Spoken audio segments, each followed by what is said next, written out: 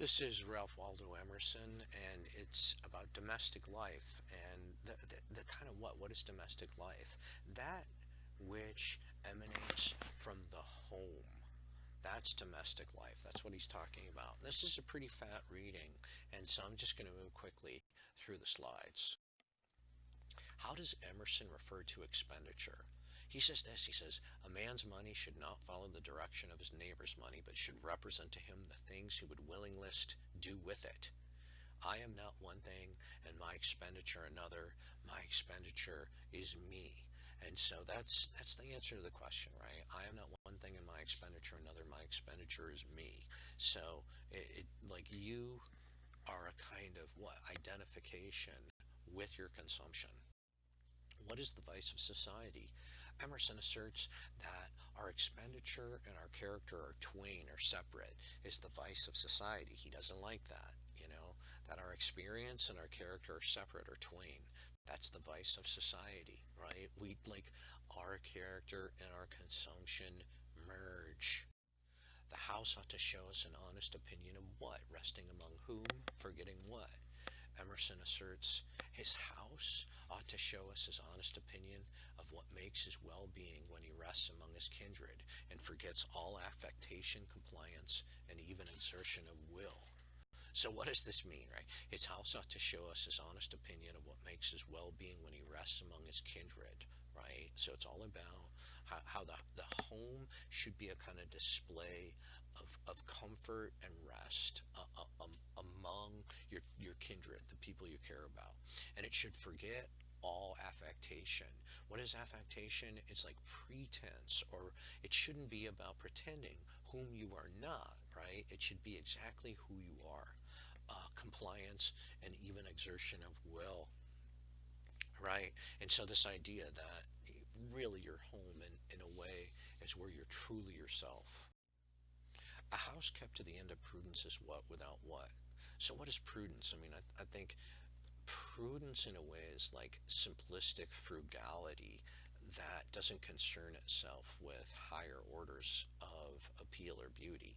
So he says a house kept to the end of prudence is laborious, without joy, right? It's too much work and it's not happy.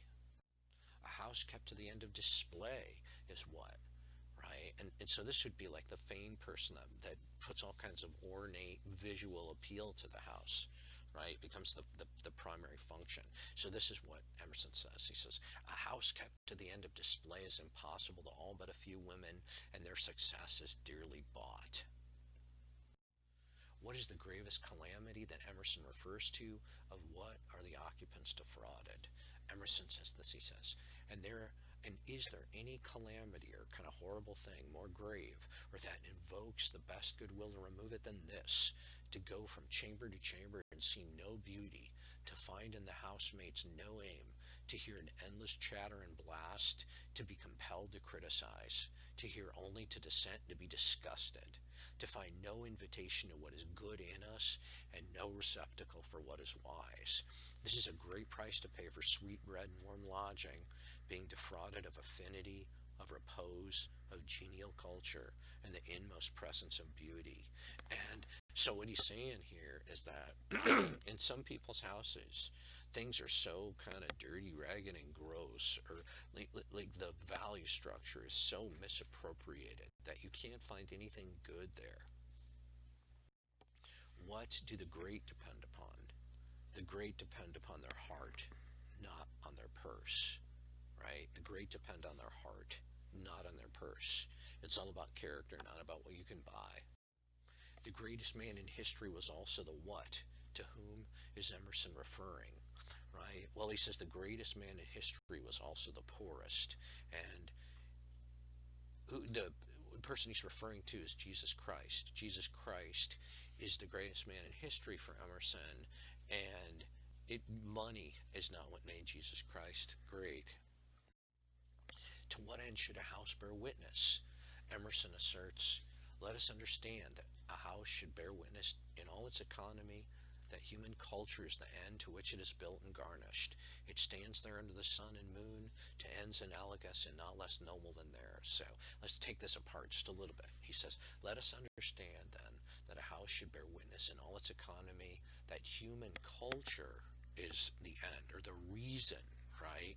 Human culture, the best of the best, the highest level, is the end to which it is built and garnished, right? It's not for vain reasons, not because it's super big so you can show off to your neighbors and a kind of keeping upset with the Joneses. It's more, right? The house should be built for human culture's sake. It stands there under the sun and moon to ends analogous, right? Or coherent or parallel, and not less noble than theirs. Than whose? Well, not less noble than the sun and moon is a house kept to culture. Emerson contends that I honor that man whose ambition is to master what? And Emerson says, I honor that man whose ambition it is not to win laurels or fame in the state or the army, not to be a jurist or a naturalist, not to be like a lawyer or a biologist, not to be a poet or a commander. And then he says this, right? He honors that man to be a master of this, to be a master of living well, and to administer the offices of master or servant, of husband, father, and friend. That, the important thing is to live well, to be a master of life, of living well. What is the vice of our housekeeping? And then he says, but it requires as much breadth of power for this as for other functions, as much or more. And the reason for the failure is the same. I think the vice of our housekeeping is that it does not hold man sacred, right? So the vice of our housekeeping is that it doesn't hold the person sacred.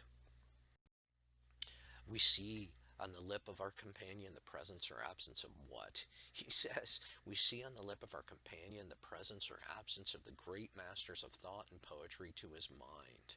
So, I think this idea that the person who has spent a lot of time studying great things is a different way of looking at life than someone who ignores the classics. Emerson was a classicist and he really appreciated culture, and for him culture came from a kind of study of the great historical works. What do we read on his brow? We read in his brow on meeting him after many years that he is where we left him, or that he has made great strides. And so, that's a very interesting thing, right? What do we read in his brow? We read in his brow on meeting him after many years that he is where we left him, or that he has made great strides. So, after 10 years, some of you are going to have transformed radically. What are you going to be in 10 years? It's amazing. Whereas these other people, they're going to settle down, they're going to have kids, they're not really, it's what and where are those aspects of growth and development that Emerson's talking about, right?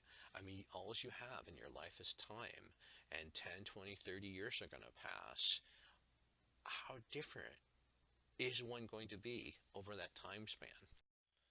Happy will that house be in which the relations are formed from what? Happy will that house be in which the relations are formed from character, after the highest and not after the lowest order. The house in which character marries and not confusion and a miscellany of unavowable motives. And so he likes character. And what is character? Character is doing the right thing at the right time for the right reason. And it's sort of like the basis of self-esteem. It's living how one ought to live. That is character. Another way to come at character, you could call it authenticity. Perhaps love is the highest symbol of what? Emerson asserts, perhaps love is only the highest symbol of friendship, as all other things are symbols of love, right? And that's Aristotelian, that friendship is a kind of love. It's a distinct form of love. It's obvious it's not romantic love. It's not like fatherly or motherly or paternal love, anything like that. But friendship is a kind of love. So again, perhaps love is only the highest symbol of friendship, as all other things are symbols of love.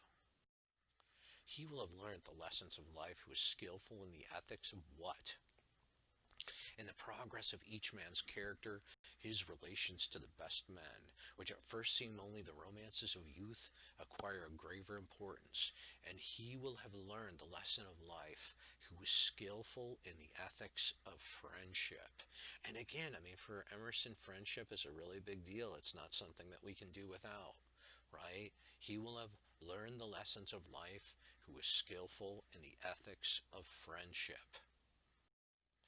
Beyond its primary ends of the conjugal, and that has to do with marriage, parental, and amicable or friendly relations, the household should cherish what two phenomena? He says this, he says, beyond its primary ends of the conjugal, parental, and amicable relations, the household should cherish the beautiful arts and the sentiment of veneration. So, I mean, the beautiful arts would be aspects of the aesthetic that has to do with all of the fine arts, and I mean, wherever you can find beauty, take it. That's what he's saying. And then, like, the sentiment of veneration is like the sentiment of the sacred, the sentiment of worship and sacrifice, to know and be grateful for just the sacred moment that one has on this planet. You know, we kind of what emerged out of the dust, and to dust we shall return. And so the household should cherish the beautiful arts and the sentiment of veneration, which means the sacred and the worshipful.